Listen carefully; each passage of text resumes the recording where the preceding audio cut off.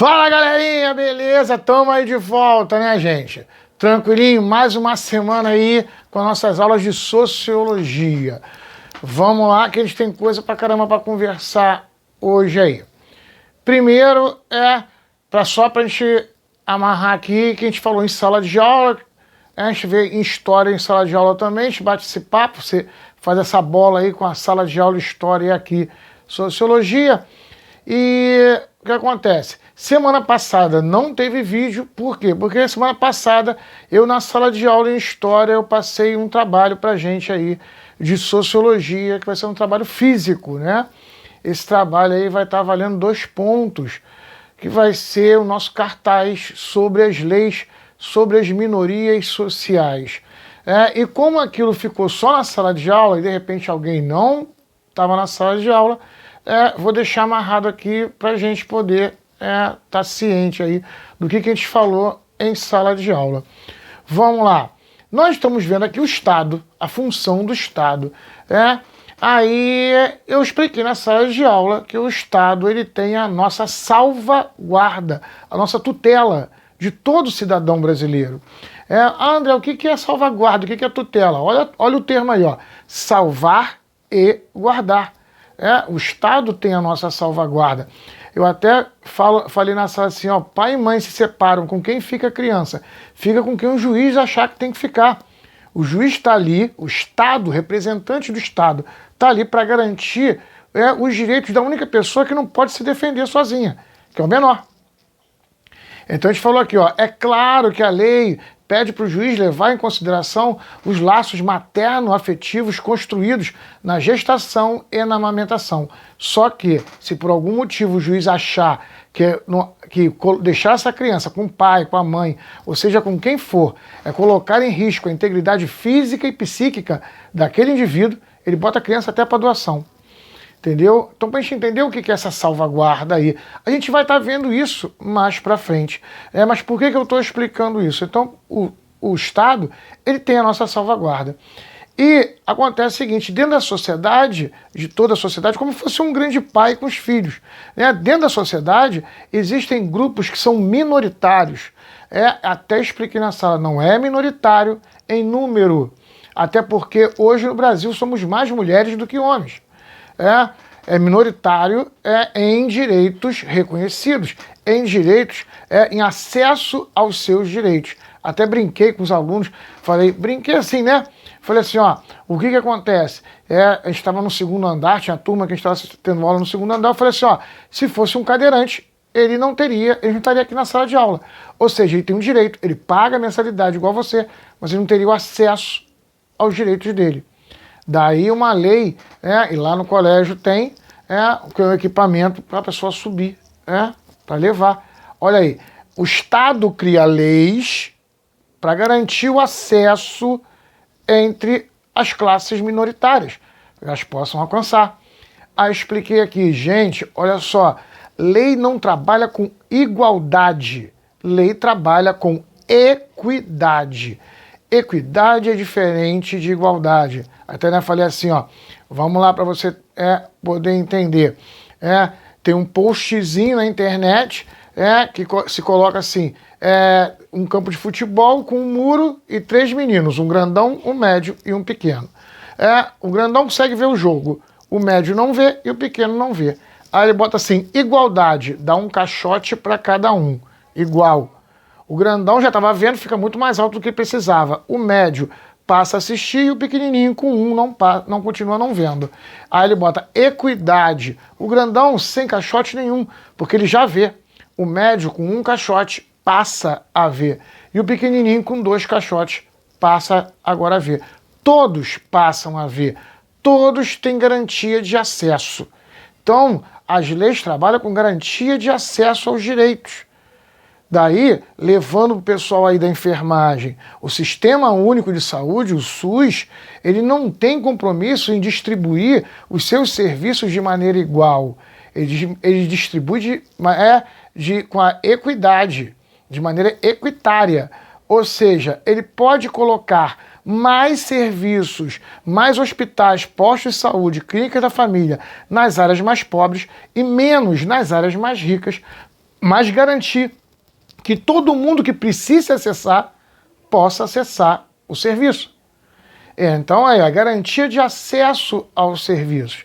Então, entendendo isso, eu passei um trabalho para que os alunos possam ver quais são as leis que garantem a esses grupos. A gente botou no quadro aqui: Estatuto da Mulher, Estatuto da Criança e do Adolescente, Estatuto do Idoso, as leis indígenas, leis contra homofobia e transfobia, leis contra a xenofobia, o ódio aos estrangeiros, leis contra o racismo.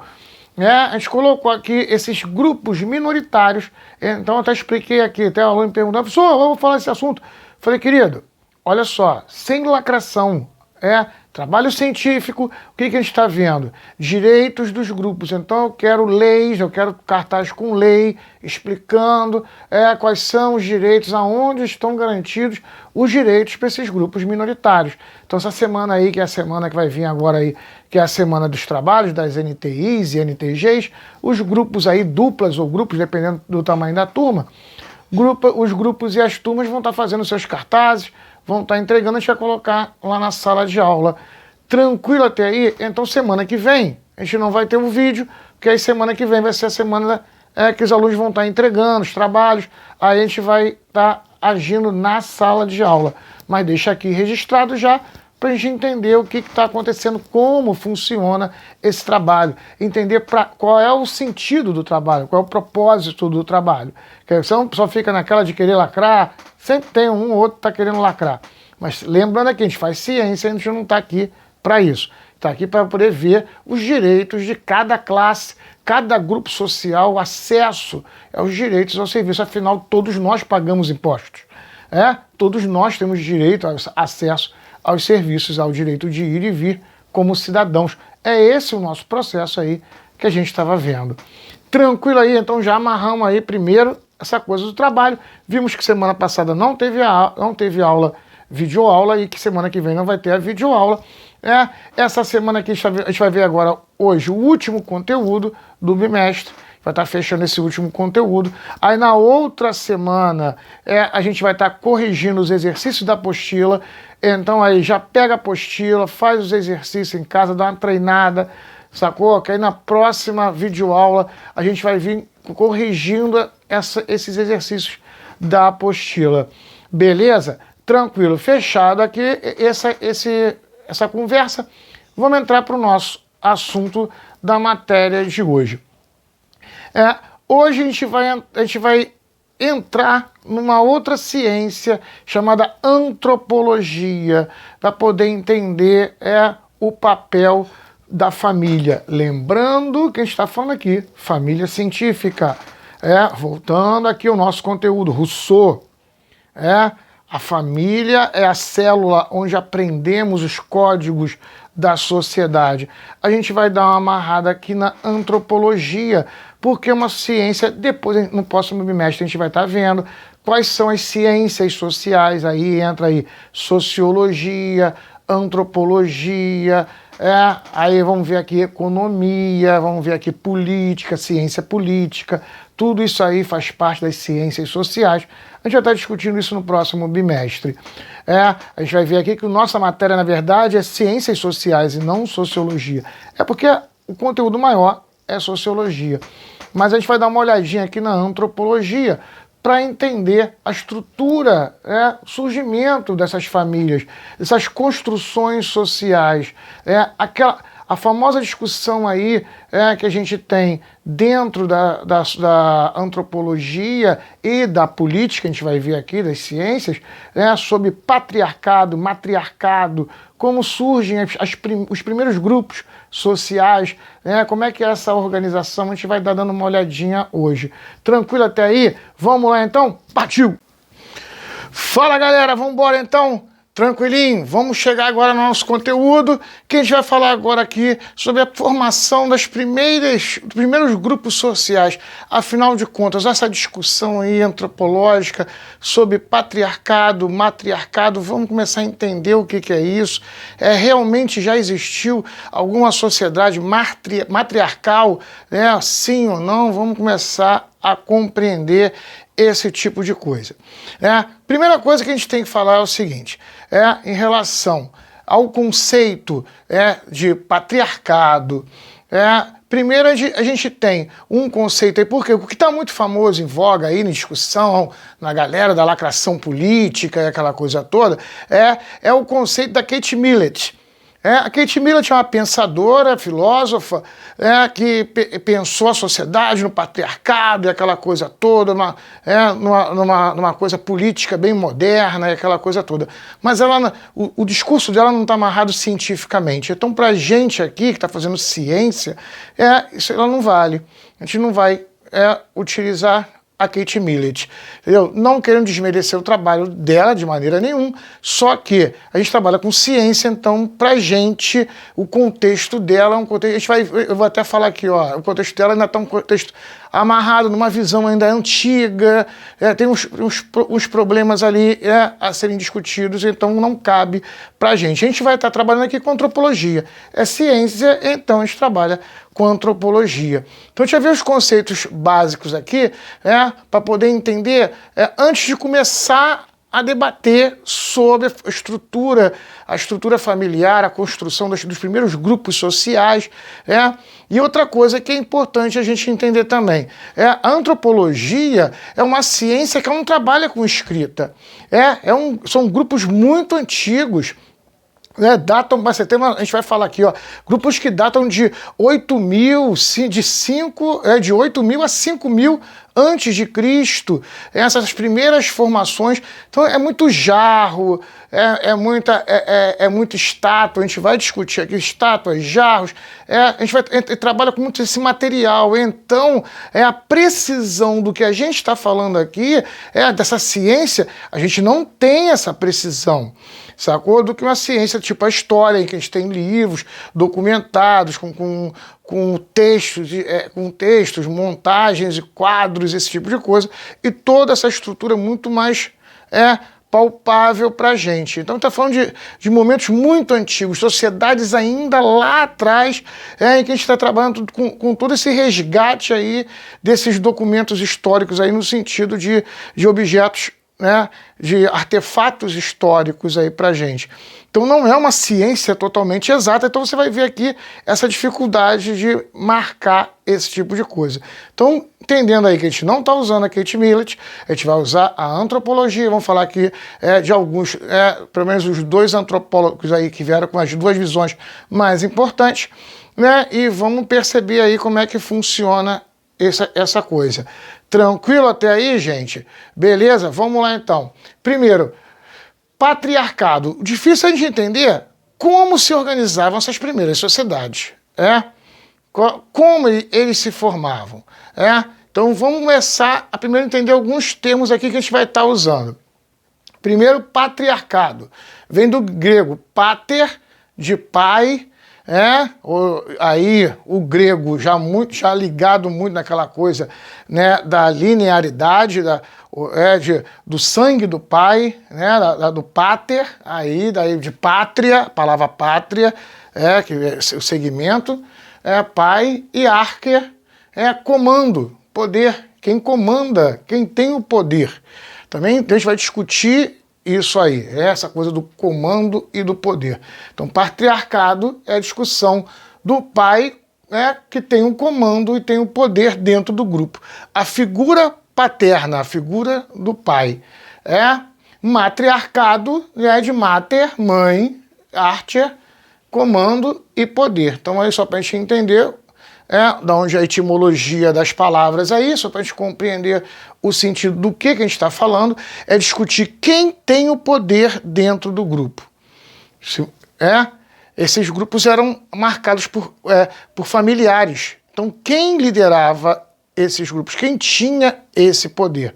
Era um patriarcado? Um matriarcado? Então vamos, só para não discutir essa coisa aí, para a gente amarrar aqui, porque é uma discussão da galera, o pai, mãe, não sei o quê. Vamos lá. Macho e fêmea. Está ligado à estrutura fisiológica do indivíduo. É para a gente dividir essa coisa entre macho e fêmea e homem e mulher. Porque eu já tive turma em que, não agora, mas já tive de discussão sobre, tipo, o aluno traz aquela coisa assim, bem fora da curva, né? O cara fala assim, eu sou hermafrodita na antiguidade. Eu falei, querida, a gente está falando de jarro, não tem nem para saber se como viviam os hermafroditas, aonde estavam, entendeu? A gente não tem essa visão. A gente está trabalhando aqui com artefatos, a gente vai construindo, tentando remontar essa estrutura para ver como ela funcionava. Tranquilo? Então, por isso eu estou tentando aqui amarrar, porque tem aluno que ainda traz esses questionamentos, aí você tem que explicar para ele, não que não houvesse, percebeu? Não que não houvesse. Fala que a gente não tem registro de nada relacionado a isso. É palpável para a gente discutir cientificamente isso, sacou? Homem e mulher não, já é o papel, o papel masculino e feminino do macho e da fêmea dentro do grupo. Quais são os papéis que a fêmea ela tem? Quais são os papéis que o macho tem dentro do grupo? Essa visão aqui, para a gente construir isso, para você entender sobre o que a gente está falando. Nesses grupos de seres humanos estão surgindo, primeiro nessa célula familiar aí, quais são os papéis do macho, e da fêmea, do masculino e do feminino dentro desses grupos, tá? Vamos lá, outro termo que a gente vai estar usando, ceticismo. É atitude ou discurso que se baseia na discriminação sexual, exaltação exagerada do masculino ou do feminino. Visões que você tem sempre na internet aí, até aquelas coisas horrorosas, tipo lugar de mulher atrás no fogão. Então, homem é burro, só sabe fazer isso ou aquilo, tá entendendo? Isso é um tipo de atitudes e ações ceticistas. Você está diminuindo outro grupo em prol do seu, querendo criar preconceitos sobre o outro grupo em relação à sua sexualidade. Tranquilo? Aí é ceticismo. Pode ter dos dois lados. Tranquilo? Hoje, tem muito, esse discurso aí. Androcentrismo, aí já é outra coisa. Androcentrismo é tentar fazer uma explicação, é contar a história a partir do homem. O homem é o papel central da sociedade. É ele que dispara, tá entendendo? Dentro de todo o acontecimento histórico da sociedade humana, o homem é o centro de tudo. Então, tudo acontece por causa dele. Então, eu crio esse discurso, entendeu? Que é androcêntrico, sacou? E tento contar a história a partir do papel do homem. O papel do homem dentro da sociedade é o papel principal. A mulher possui um papel secundário dentro do grupo. O ginocentrismo, que aí já é a visão contrária, é tentar um discurso, a gente tem hoje aí tá falando, tentar fazer um discurso de contar uma história da humanidade como papel central e fundamental da mulher. Só para a gente começar a entender aí essa visão. Até aí tranquilo, gente, Agora que a gente entendeu isso aqui, outra coisa que é importante a gente falar também, que eu vou estar falando aqui, do evolucionismo, a visão evolucionista. Isso é complicado. Por quê? Porque quando a gente fala, quando a gente está falando de evolucionismo, quando você pega historicamente o evolucionismo, Darwin, aquele discurso do Darwin, quando você pega esse discurso do Darwin e coloca ele no século XIX, no início do século XX, até meados do século XX, você pega todo esse processo aí, esse evolucionismo, ele tem um androcentrismo. ele é a ideia de que, se a gente vai falar aqui daqui a pouco, que a história tem que ser contada pelo homem, sacou? Porque a evolução é um melhoramento da raça humana, a raça vem melhorando, a gente está vendo isso aí, ó, simples, para história, a gente está vendo aqui darwinismo social, a gente viu aí matéria desse bimestre, o darwinismo social. Nós, europeus brancos, industrializados, somos superiores que o aborígene africano atrasado, indígena, entendeu? Esse discurso, utilizar esse evolucionismo muito em cima de uma ideia androcêntrica, eurocêntrica, né? Também aí usar esse termo aí, eurocêntrico, a ideia do homem branco europeu evoluindo a espécie, essa construção do evolucionismo. Agora que a gente entendeu isso, não confunda com o que eu vou usar aqui também, eu vou, tentar separar entre evolucionismo e darwinismo social, para a pessoa poder entender, porque às vezes muito vídeo aí, aula, livros, esse tipo de coisa, o cara fala o evolucionismo, esquece de mostrar para você que ele está falando, na verdade, darwinismo social. Porque evolucionismo, eu sempre falo isso para o aluno, evolução não significa que está melhorando as coisas. Evolução é se adaptar para sobreviver. Às vezes o negócio está ruim, você se adapta para não morrer, mas não ficou melhor. Tá entendendo? A situação ficou muito difícil, vou dar um exemplo aqui, a situação ficou muito difícil na tua casa, tá faltando grana, não sei o que, tu se adaptou, cortou isso, bababá, e conseguiu agora pagar tuas contas, tá sobrevivendo. Você se adaptou, você sobreviveu. Melhorou? Nem sempre melhora, entendeu? Então se adaptar, olha aí, ó, o evolucionismo é adaptação para sobrevivência. Entendeu? Então não significa que as coisas estão melhorando. Agora eu estou afastando evolucionismo do darwinismo social, para a gente poder entender, que eu vou usar aqui dessa maneira, porque senão você vai achar que o André é darwinista social, porque quando você fala em evolucionismo, para muitos autores, eles entendem como essa ideia aqui que a gente falou, androcêntrica, ceticista, eurocêntrica, está sempre levando para este lado aí. Tranquilo até aí, gente? Beleza? Vamos lá. Vamos lá então, galera.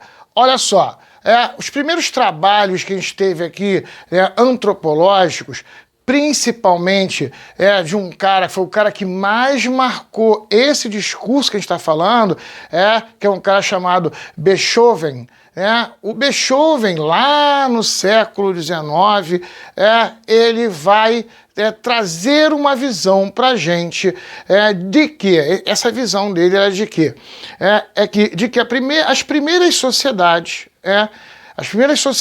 lá para o século VIII, antes de Cristo, essas primeiras sociedades eram sociedades matriarcais, ou seja, sociedades onde a mulher detinha o comando, detinha o poder. Eram sociedades pacíficas, os homens não eram oprimidos, apesar de ser uma sociedade matriarcal, onde as mulheres tinham poder, esses homens não eram oprimidos, eram sociedades pacíficas que viviam bem e tudo mais. E que lá, depois do século V, chegaram os Turgans, que seriam sociedades caçadoras, que não eram agrícolas, eram caçadoras, nômades, diferente dessas sociedades matriarcais que trabalhavam com agricultura, tal, que esses Kurgans chegaram e que eles, através de guerra, dominaram esses grupos e que daí para frente se implantou o patriarcado dentro dessas sociedades. André, como eles se baseiam nisso? Estão fazendo ciência, vamos entender. A gente encontrou aí entre o século 8 e 5 antes de Cristo, algumas estátuas que são chamadas, famosas pra caramba, você já deve ter visto em algum lugar na internet, as Vênus de Wieland. Essas Vênus de Wieland, você vai ver a figura, elas são rechonchudinhas, elas têm quadris largos, têm a vagina protuberante, peitos protuberantes. Isso é uma coisa que a gente vê desde a Idade Média, que a gente pode discutir aqui, fazer um paralelo aqui, as mulheres medievais, até bem na Idade Moderna, quase chegando na Idade Moderna, eram as mulheres que eram valorizadas como mulheres belas, geralmente eram as mulheres o quê? Mais gordinhas, que tinham quadris largos, seios grandes. Por quê? Porque eram boas parideiras, eram boas para ter filho. Beleza. Então, que essa valorização da mulher. Então, a interpretação que o Beethoven faz é dessas estátuas que elas eram deusas, então que essas mulheres eram cultuadas. E uma característica que a gente vê desde as sociedades antigas era a ideia de que a mulher ela tinha o dom da vida. Afinal, as crianças vinham delas. As crianças vinham delas. Ele pegou, porque isso é uma característica que a gente vai ver daqui para frente que tem realmente, de que alguns grupos acham até hoje, alguns grupos, que são as mulheres, que as crianças são das mulheres, que o homem não tem papel nenhum nessa formação das crianças. Então, como as mulheres elas dariam a vida, e inclusive também a gente já tem a noção de que a agricultura ela era praticada pelas mulheres, porque elas davam a vida vinha da mão delas, então elas tinham o poder da vida, e os homens caçavam, então, tanto que os homens não faziam agricultura, quem faziam eram as mulheres, o Beethoven vai pegar isso e vai criar a interpretação dele de que essas deusas, elas eram cultuadas, então que as mulheres eram o centro da sociedade, elas detinham esse poder, e daí a gente falar que é a sociedade matriarcal. Ele, através desse discurso, e pegar essas conclusões e construir essa visão, e que isso vai cair quando chegam os Turgas, que eles vêm, já são um povo caçador, coletor, guerreiro, e eles já é o papel do masculino ali na frente, então eles que vão dominar esses povos que eram pacíficos, e dali para frente o patriarcado ele se instala e o matriarcado ele desaparece. Esse discurso é o discurso do Beethoven, e ele ele foi muito aceito, inclusive por antropólogas também. Veio seguindo até o século XX, meados do século XX. A galera toda está ligada ao evolucionismo, sacou? Eles acreditavam também nessa visão, porque esse evolucionismo do século XIX, do meio do XX, ainda está agarrado naquela visão que a gente falou aqui, do darwinismo social, eurocêntrico, essa visão do androcentrismo, era carregada essa visão aí. Só para você ter uma ideia, a gente vai falar de Karl Marx e Engels, Hegel, que são caras evolucionistas, a gente vai falar aqui sobre que criaram o capitalismo com o liberalismo econômico, o Marx e Engels com o comunismo e o socialismo. Esses caras, estão os dois aí, capitalismo quanto o do comunismo, os do comunismo e socialismo, essa galera acreditava nessa visão evolucionista, androcêntrica, eurocêntrica, permeada aí desse darwinismo social. Durante muito tempo, ele veio sendo carregado aí. Até aí tranquilo, gente? Beleza? Só que mais para frente a gente vai ter aí uma nova etapa com uma antropóloga chamada Cynthia Eller. A Cynthia Eller é que vai ser o grande centro a questionar esse discurso. Ela fala, isso é um discurso romântico, sacou? Isso é um discurso romântico de uma sociedade linda, maravilhosa, que as mulheres mandavam, sacou? Mas os homens não eram oprimidos, era um povo pacífico, isso aí, né, meio cachinhos dourados, É uma coisa, né, meio maravilhosa. Faltou o tigre passeando entre as pessoas ali, sem matar ninguém. Era uma coisa muito romantizada que o Beethoven criou. Ela vai começar a questionar isso. Ela fala assim, ó, beleza, entendeu? Vamos supor que essas estátuas aí das Vênus de Wieland, elas realmente sejam deusas, A gente até concorda que geralmente se fazia estátuas de seres metafísicos, sobrenaturais. Beleza, concordo com isso. Mas isso não tem nada a ver. Na Índia, ela dá um exemplo até da Índia, na Índia, os indianos cultuam deusas e nem por isso é uma sociedade matriarcal, em que a mulher manda. Entendeu? Você tem deusas ali que são deusas que são cultuadas e nem isso quer dizer que a mulher tem poder dentro da sociedade. E outra coisa, essas mulheres que têm a sexualidade protuberante, aquela coisa toda, pode até ser um discurso da vida e tudo mais, mas como a gente pode também não saber se não objetivando a mulher sexualmente também? A gente não tem certeza se essa objetivação acontecia, até porque na Idade Média a mulher está presa ali, entendeu? Se valorizava a mulher, mas era como uma reprodutora.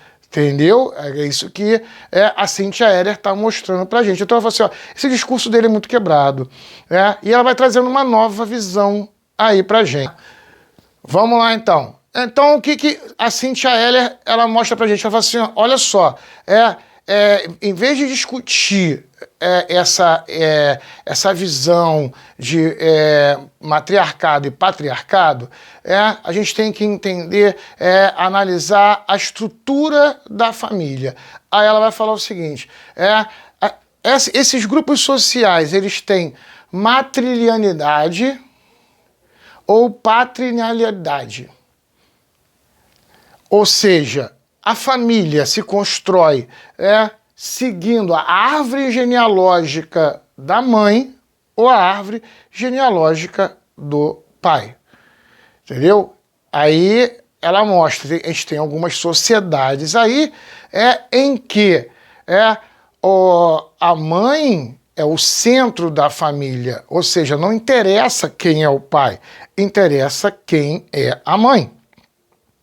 Então a família se constrói através da linha da mãe. É a mãe que vai construindo aí essa estrutura da árvore genealógica, ao ponto de o pai nem ser considerado da família. Sacou? Então você tem aí casos, e nem por isso, aí que é importante você entender, nem por isso ela é uma sociedade matriarcal, porque nessas famílias que a gente vem estudando, que a Cynthia Erier veio estudando também, que a gente vem estudando até hoje, nessas famílias o pai não tem o papel do educador do filho. Ele não é o responsável, ele não dá ordens nos filhos. Esse cara é só um reprodutor.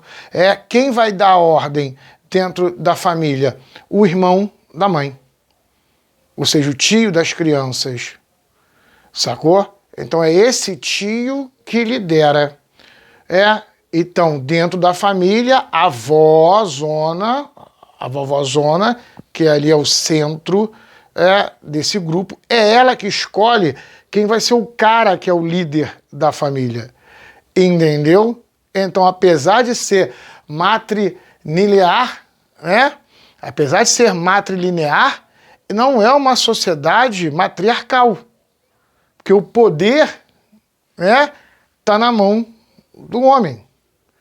Sacou? Do homem da família, apesar desse poder ser dado a ele pela mulher. É lógico que numa sociedade matrilinear, as mulheres, essa relação homem e mulher é mais equilibrada. As mulheres não estão tão oprimidas dentro de uma sociedade matrilinear. Tranquilo até aí? Só para a gente poder compreender aí. E ela vai falar sobre o local do casal. Para onde essa nova família ela está se deslocando? O casal casou, vai viver aonde? Vai viver junto da família da mãe, da mulher, ou junto da família do pai. Entendeu? Então, um casal, eu vou dar um exemplo aqui, os índios brasileiros aqui, se eu não me engano, são chavantes, o hábito deles casou o índio com a Índia, né? E se juntaram. Apesar de ser patrilinear, de valer aqui de quem o pai, que é filho de que pai, ser patrilinear, o casal, quando casa, eles vão morar na tribo da mãe. Sacou? Da mulher. Tá entendendo? É a outra maneira também em que a mulher, ela se encontra mais segura, porque ela tá na família dela. Sacou? Tá com os irmãos dela, tá com a mãe dela, tá com o pai dela, tá com os tios dela, tá com a família dela, tá na tribo dela. O cara tá vindo. Então, a opressão é menor. Sacou? Essa opressão é menor. Agora, quanto a sociedades diferentes, tipo aí a China, onde elas são locais. Ou seja, o casal casa e fica vivendo ali na comunidade ao redor da família do pai, para poder cuidar do pai do marido. Sacou? Essa estrutura aí é amarrada nesse... Daí se dá na China preferência ter filhos homens. O que é importante a gente amarrar nessa estrutura? Primeiro que a gente não tem aí nenhuma evidência de sociedade matriarcal, pelo contrário, a Cíntia Heller leva a gente para uma direção onde isso não deve ter acontecido, sacou? Mas que quando a gente vai olhar essas estruturas e formações de sociedades, de famílias, que é importante também entender, apesar da gente sempre achar que o nosso modelo é para o mundo inteiro e não agora você começa a perceber que o nosso modelo não pelo contrário, é uma diversidade muito grande nesse todo esse processo aqui que a gente está falando, de estrutura de construção familiar, mas aí a gente percebe que nas sociedades que são matrilineares e matrilocais, as mulheres elas têm tendência a elas terem mais segurança, mais liberdade, elas têm mais poder dentro da sociedade. Até nas sociedades, aí outra amarrada aqui pra gente, até nas sociedades que são matrilineares e matrilocais, esses homens a gente não vê opressão.